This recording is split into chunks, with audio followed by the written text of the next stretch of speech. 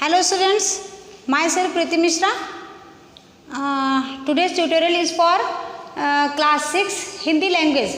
आज हिंदी व्याकरण में हम लोग पढ़ेंगे पहला चैप्टर जिसका नाम है भाषा, लिपि और व्याकरण।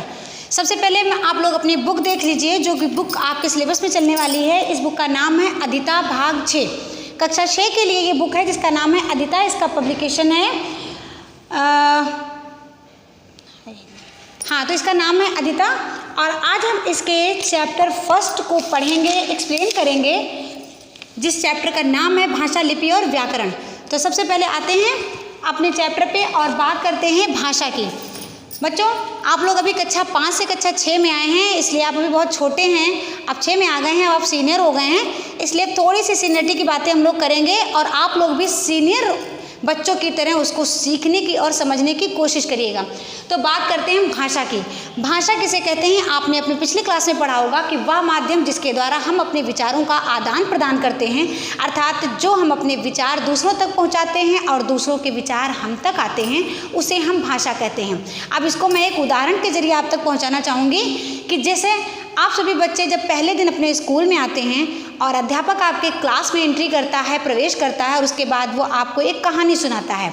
कहानी सुनाने के बाद आप उस कहानी को बड़े ध्यान से सुनते हैं। सुनने के बाद फिर उस कहानी से रिलेटेड वो आपसे क्वेश्चंस पूछते हैं और उन क्वेश्चंस के उत्तर आपसे लिखने को कहते हैं। और लिखने के बाद फिर वो अध्यापक जो है वो आपको उसमें आपके कॉपी को चेक करता है और उसमें आपको मार्क्स देता है।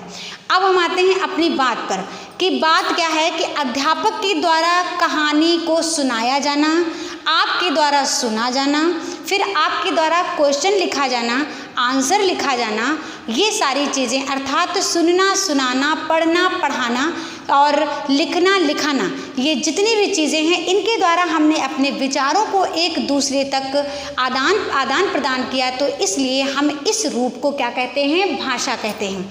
मुझे लगता है कि इस उदाहरण के द्वारा आपको ये चीज़ समझ में आ गई होगी। अब हम बढ़ते हैं अपने नेक्स्ट स्टेप पे, जिसका नाम है भाषा के भेद। भाषा के कितने भेद होते हैं? आपने अपनी पिछली कक्षा में पढ़ा होगा, मौखिक भाषा और लिखित भाषा।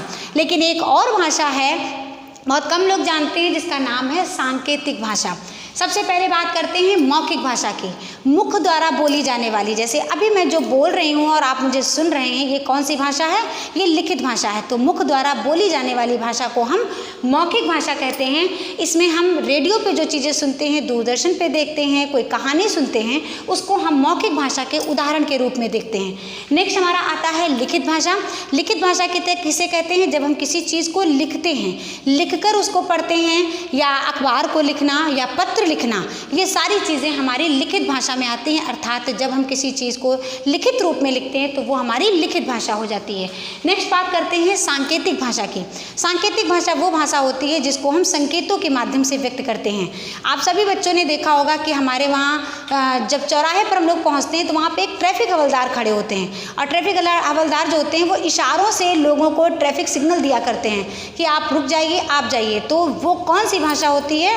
वो सांकेतिक भाषा होती है। और आप लोगों ने अपने टीवी चैनल पर भी देखा होगा कि संकेत के माध्यम से समाचार का प्रसारण किया जाता है। तो वो सांकेतिक भाषा के द्वारा जो समाचार का प्रसारण किया जाता है वो भी हमारी सांकेतिक भाषा के रूप में होता है। हालांकि ये एक विकल्प के रूप में होती है। मोस्टली हमारी दो ही भाषाएं होती हैं, एक मौखिक भाषा और दूसरी लिखित भाषा। आपको अच्छे से समझ में आ गया होगा। एक बार फिर से रिपीट कर लेते हैं कि वह माध्यम जिसके द्वारा हम अपने विचारों का आदान प्रदान करते हैं, एक की बात किसी दूसरे तक पहुंचती है और उसकी बात हम तक आती है, उसे हम भाषा कहते हैं। भाषा के दो भेद होते हैं।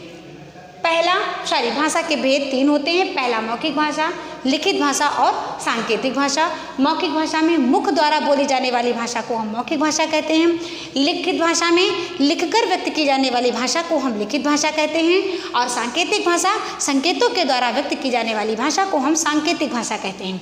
अब हमारा नेक्स्ट स्टेप आता है, जो कि हमारी बुक में दिया हुआ है, वो आता है हमारा लिपि किसे कहते हैं? लिपि वो होती है कि किसी भाषा की उच्चारित ध्वनियों को लिखने की विधि या ढंग या तरीका, यानी कि जो हम अपनी भाषा में जो ध्वनियाँ लिखते हैं, ध्वनियाँ आप देखते होंगे, बड़ा आ की मात्रा, छोटी ई की मात्रा, छोटा ऊ की मात्रा, ये बहुत सारी ध्वनियाँ होती हैं।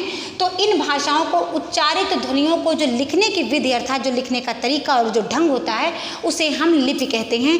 हमारी लिपियाँ जो है हमारे देश में कई प्रकार की लिपियाँ प्रचलित हैं, जैसे हिंदी की देवनागरी है, अंग्रेजी की रोमन है, उर्दू की फारसी है। तो इसी प्रकार के बहुत सारे उदाहरण आपको लिपियों से संबंधित मिल जाएंगे।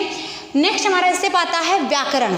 सबसे मोस्ट इम्पॉर्टेंट जो स्टेप हमारा आता है वो हमारा व्याकरण है कि व्याकरण क्या होता है आखिर। तो आज हम व्याकरण को समझेंगे। व्याकरण क्या होता है? भाषा का शुद्ध तथा व्यवस्थित रूप।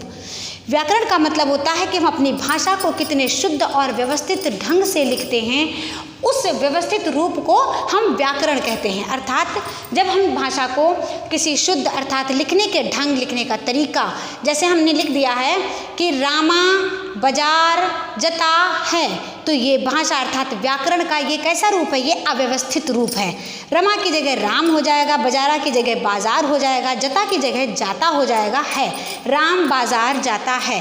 अर्थात स्टेप बाय स्टेप अब जब हम व्याकरण को व्यवस्थित ढंग से लिखते हैं तो वो हमारा जो स्टेप है वो हम उसको व्याकरण कहते हैं। व्याकरण के अंग, व्याकरण के 3 अंग होते हैं। पहला होता है वर्ण विचार, दूसरा हमारा शब्द विचार और तीसरा हमारा वाक्य विचार।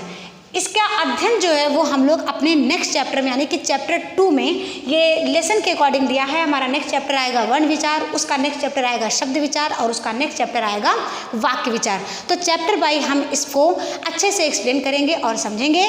मुझे आशा है कि आप लोगों को बहुत अच्छे से सारी चीज़ें समझ में आ गई होंगी।